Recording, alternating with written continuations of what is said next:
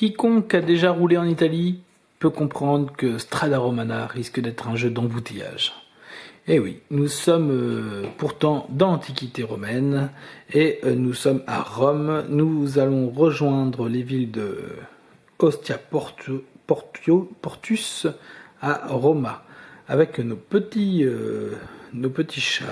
chariots qui vont voyager entre les deux villes.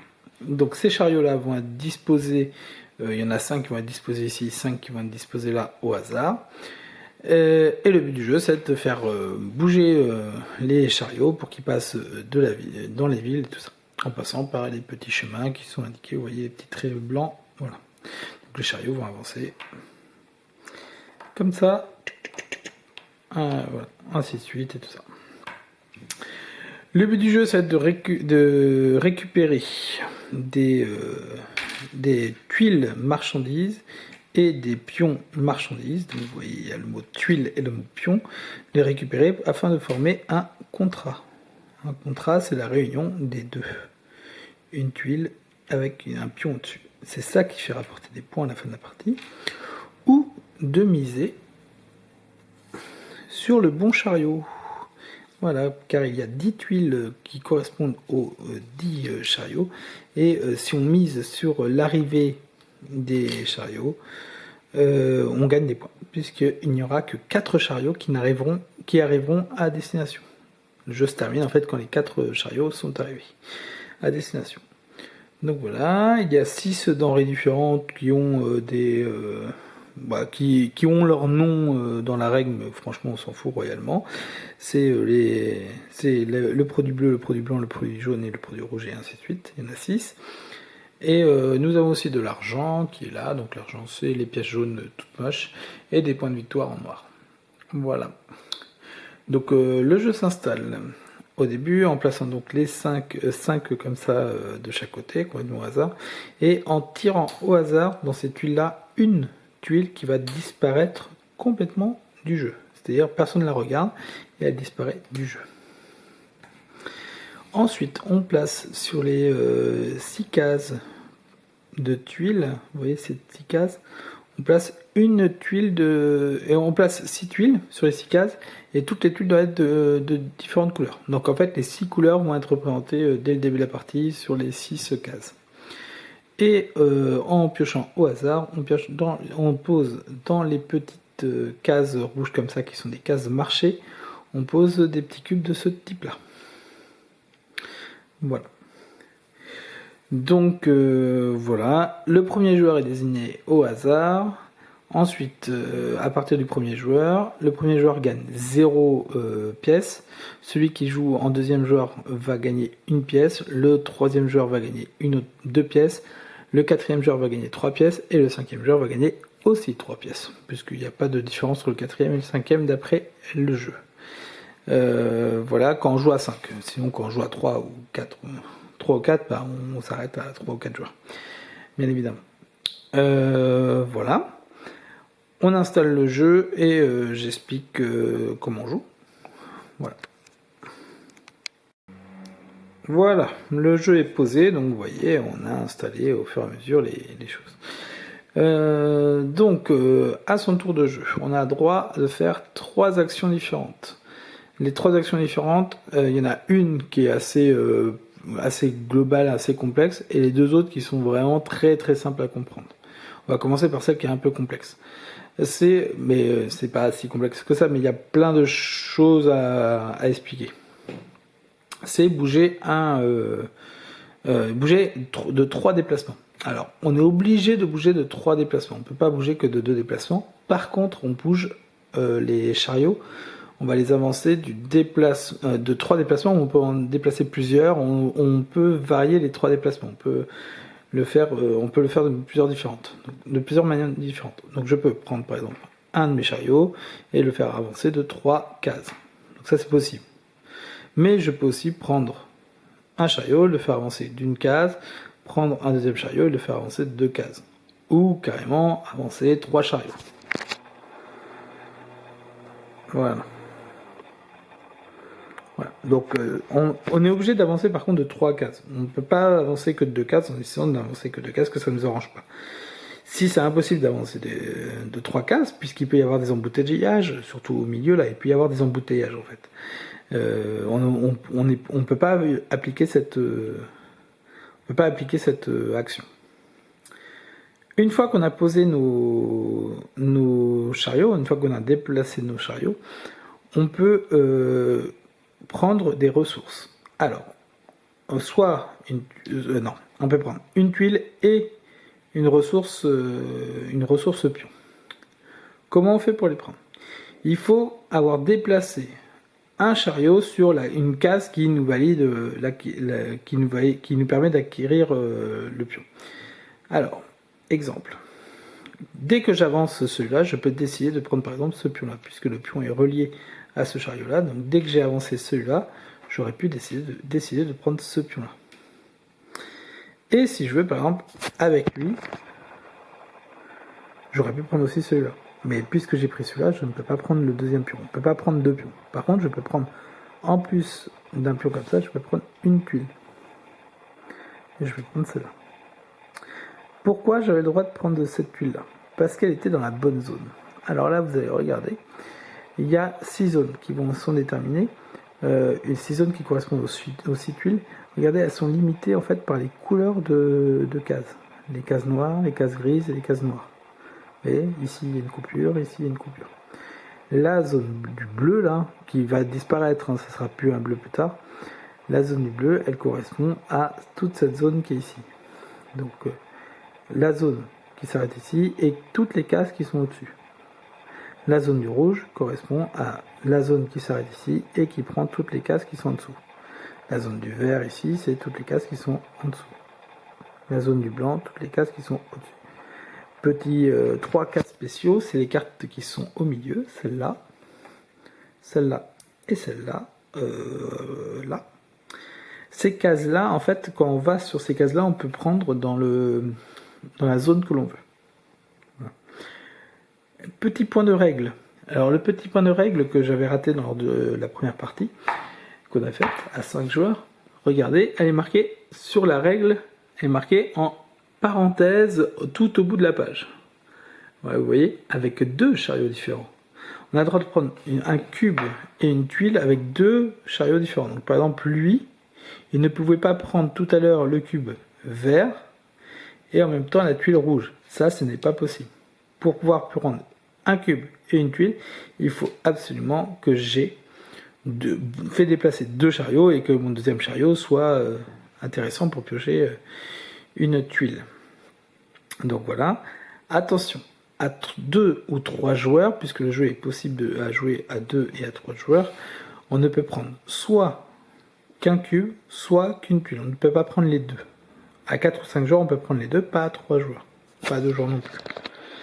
Une fois qu'on a pris ces cubes-là, on les remplace immédiatement.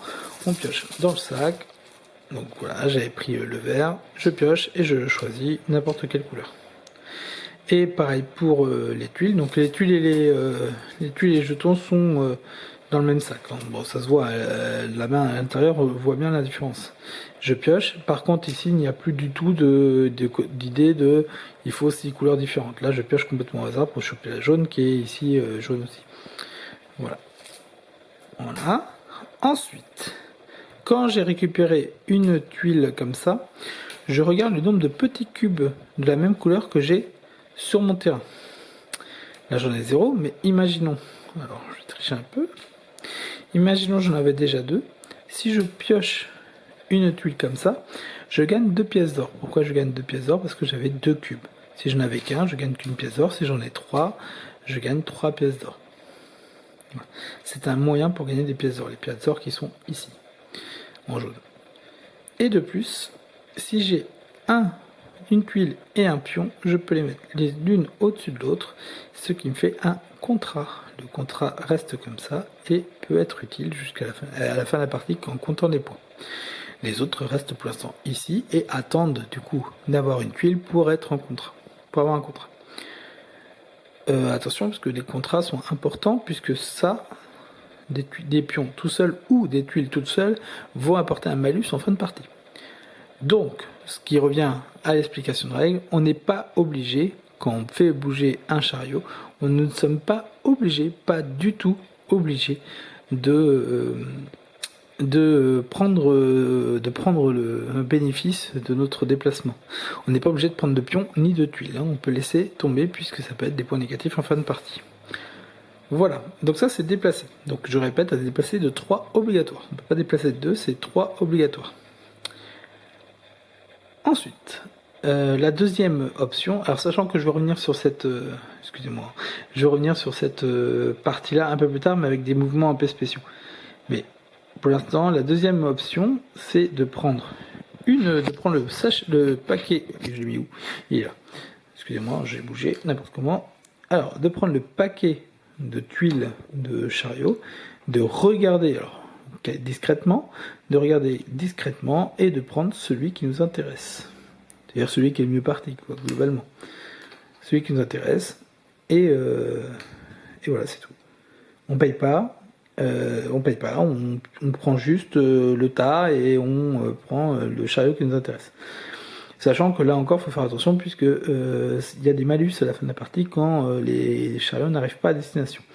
De plus, chaque joueur est limité à 3 chariots. On ne peut pas en avoir plus que 3. Donc voilà pour les chariots. C'est facile à apprendre. Bon, ça fait pas d'un tour, hein, par contre. Autre chose, c'est qu'on peut aussi passer. J'avais dit que c'était facile. Passer son tour et gagner une pièce d'or. Voilà. Si on n'a pas envie de bouger ou on ne peut pas, et où on n'a pas envie de piocher de tuiles, on peut passer son tour et gagner une pièce d'or. Règle importante pour les pièces d'or. On ne sait pas encore à quoi ça sert. Hein. Règle importante pour les pièces d'or. Voici une des utilités des pièces d'or. Dès qu'on a 5 pièces d'or, on doit, c'est une obligation, les échanger automatiquement 5 pièces d'or contre un point de victoire. Voilà. On ne peut pas garder les pièces d'or indéfiniment, on est obligé de les convertir en points de victoire. Donc 5 pièces d'or, 1 point de victoire.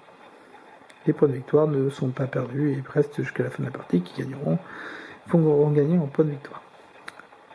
Voilà pour ce qu'on peut faire. Maintenant, je vais replacer le jeu, je vais mettre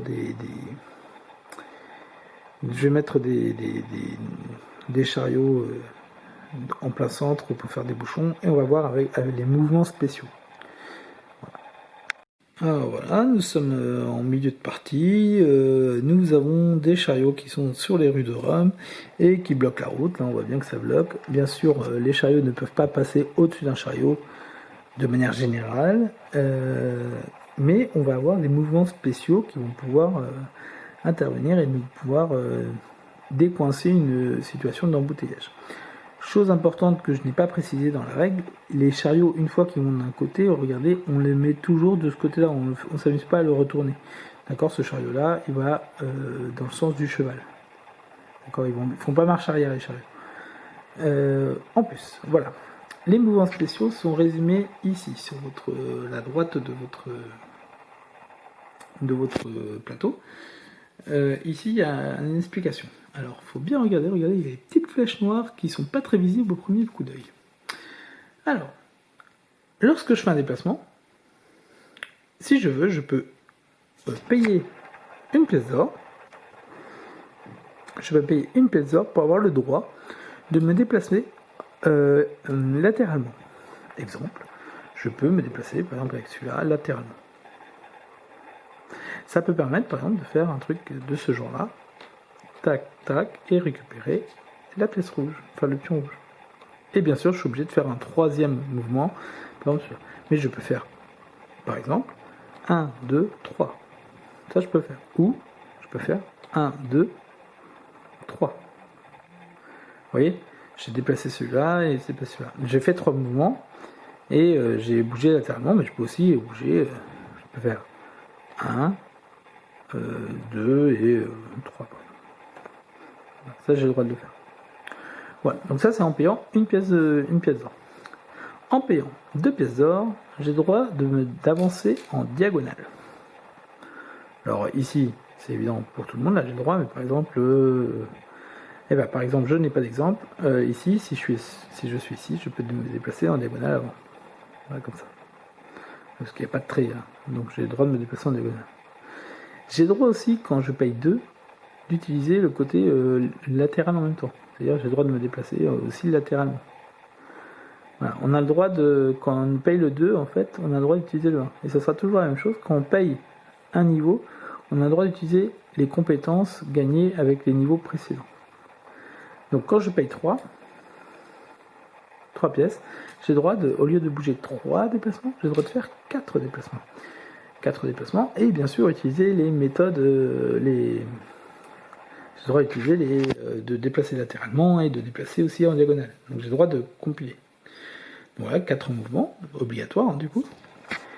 Et si je paye 4, donc là c'est le maximum, si je paye 4, je ne peux pas payer 5 parce qu'au bout de 5, rappelez-vous, ça se transforme en point de victoire. Si je paye 4, là j'ai le droit de sauter au-dessus de quelqu'un. Voilà. Sachant que mon arrivée, par contre, le point d'arrivée doit être libre. Hein. Je ne peux pas me stopper sur quelqu'un, par contre j'ai le droit de passer quelqu'un. Exemple, 1, 2, 3, ouais, bah là je ne pouvais pas faire 4. Du coup on est obligé de faire 4 aussi. Mais par exemple je vais faire 1, 2, 3, 4. Voilà. Mais je peux faire 1, 2, 3 et après 4. Après. Voilà, je peux toujours varier les plaisirs. Voilà. Je récupère les pions et les cubes de la même manière, c'est avec un chariot que je viens de bouger. Et 2 chariots différents pour avoir 2 ressources différentes. Voilà. Donc voilà les 4 mouvements spéciaux et globalement à quoi sert l'or. C'est assez utile pour notamment en fin de partie quand on a vraiment envie d'avoir quelque chose.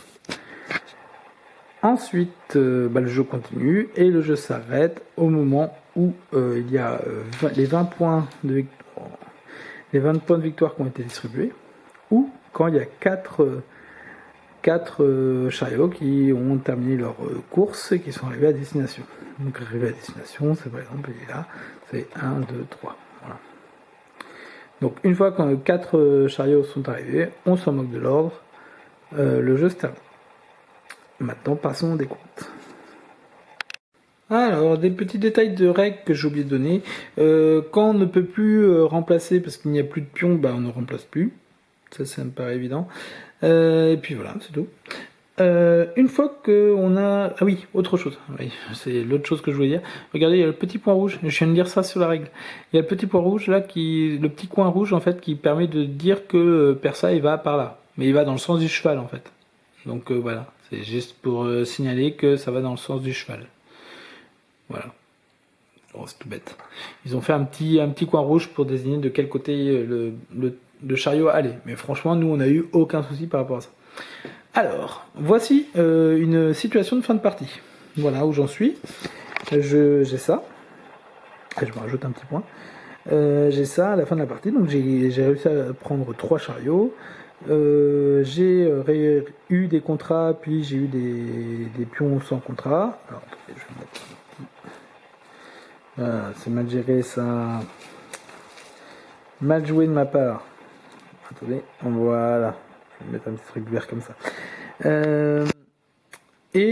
Donc il y a 4 chariots qui sont arrivés. Donc je vous donne les noms. C'est Plotus, Rhenus, Macus et Démétrius. Alors. Maintenant, on va voir combien je gagne de points. On va faire catégorie par catégorie. Ici, c'est facile, j'ai 2 points noirs qui sont des points de victoire, donc ça me fait 2 points de victoire. Ça, c'est facile. Donc voilà, je compte mes 2 points de victoire. Ici, je regarde tous les chariots qui sont arrivés. Donc il y avait le chariot Marcus et le chariot Rhenus. Donc chaque chariot qui est arrivé, peu importe l'ordre, il faut gagner 3 points de victoire. 3 points de victoire, 3 points de victoire. Donc là, ça me fait 6. Là, par contre, c'est un point négatif. Parce que il n'est pas arrivé. Donc là, c'est moins 1. Donc 6 moins 1, ça fait 5. Plus 2, ça fait 7. J'ai dû réfléchir. Ici, regardez, j'ai des contrats qui n'ont pas été... Enfin, j'ai des ressources qui n'ont pas été transformées en contrat. J'en ai une ici, une ici, une ici. Tout ça disparaît. Je n'ai pas réussi à le faire. Ça me vaut moins 3 points. Moins 1 par ressource qui est toute seule. que ce soit une tuile ou un pion. Voilà. Maintenant, ici, je vais gagner 15 points. Pourquoi 15 points? Parce que là, j'ai 3. Je regarde la plus grande ligne, la ligne de couleur la plus longue, multipliée par le nombre de couleurs que j'ai. Donc là, c'est 3 fois 5 égale 15. Donc celle-là ne me sert strictement à rien dans mon décompte final. D'accord? Celle-là ne me sert à rien puisque j'avais 3 verts, donc les 2 jaunes ne servent à rien. Là aussi, si j'étais comme ça, j'aurais 15 points. Et si j'en avais 3 de chaque, ça vaudrait quand même 15 points. Donc il faut avoir une couleur prédominante et essayer d'avoir toutes les couleurs. C'est ça le but du jeu. Donc voilà, 15 points, moins les 3 qui sont là, donc ça fait, j'étais à 7, moins 3 ça fait 4, 4 plus 15 égale 19, globalement à 5 joueurs, on a fait une partie où on est arrivé autour de, les meilleurs sont arrivés à 20 points quoi. Donc 19 c'est un très bon score. Donc voilà pour le jeu, je rappelle que le jeu se termine quand 4 chariots sont arrivés. Et le jeu s'arrête immédiatement. Dès que le joueur a fait passer son dernier chariot, le jeu s'arrête. Voilà pour Strada Romana, un petit jeu, hein, c'est assez rapide, hein, ça dure une petite heure. Donc voilà. Un jeu d'embouteillage.